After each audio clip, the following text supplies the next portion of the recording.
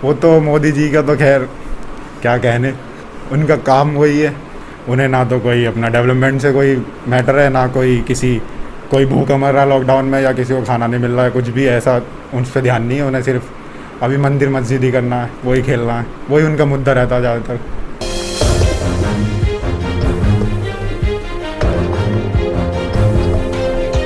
नमस्कार, आप देख रहे हैं नेशनल इंडिया न्यूज़। मैं हूं आपके साथ सादान खान। राम मंदिर का मुद्दा हो या फिर और कोई भी, या फिर कोरोना को लेकर बात करें, सरकार हर मुद्दे की तरह इस मुद्दे पर भी फेल है।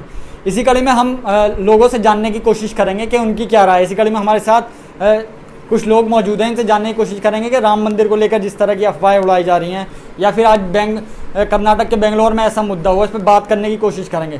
सर, क्या कहेंगे आप, जिस तरीके से आपको नहीं लगता कि जो राम मंदिर का जो मुद्दा उठ रहा है, ये आपको नहीं लगता कि बिहार चुनाव को लेकर भूमि पूजन इसका स्पेशल किया गया?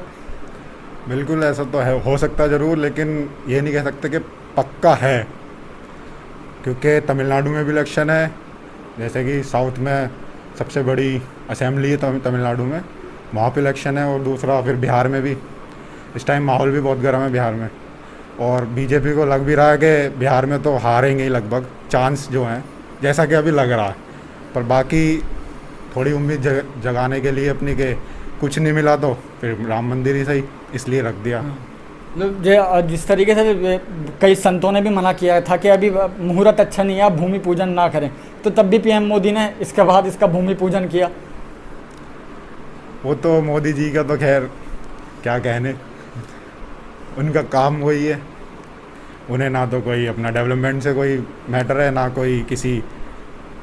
कोई भूखा मर रहा है लॉकडाउन में, या किसी को खाना नहीं मिल रहा है, कुछ भी ऐसा उन पर ध्यान नहीं है। उन्हें सिर्फ अभी मंदिर मस्जिद ही करना है, वही खेलना है, वही उनका मुद्दा रहता है ज़्यादातर, तो इसीलिए।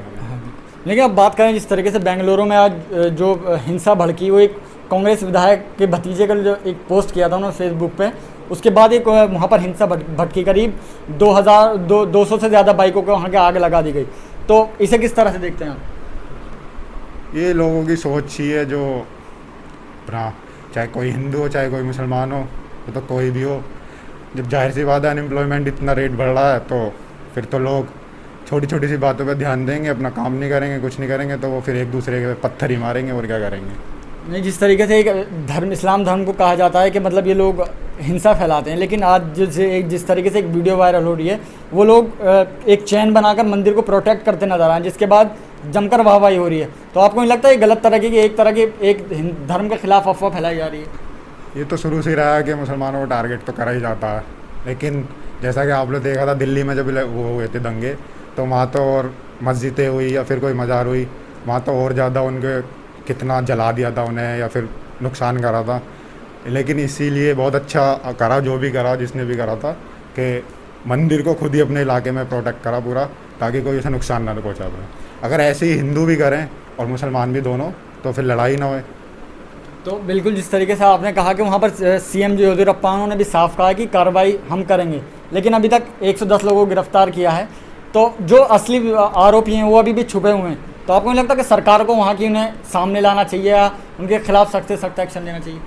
बिल्कुल लेना चाहिए एक्शन तो, लेकिन सरकार खुद ही अभी कोरोना से खुद ही येदियुरप्पा भी उभरे हैं, तो वो तो पता नहीं उनकी हेल्थ इतनी अच्छी है नहीं है कि वो इस मामले को देख भी रहे हैं सही से या नहीं।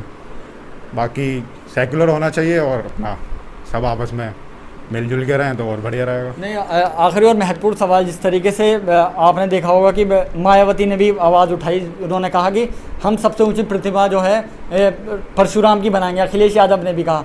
तो कई लोग सोशल मीडिया पर इनका विरोध कर रहे हैं।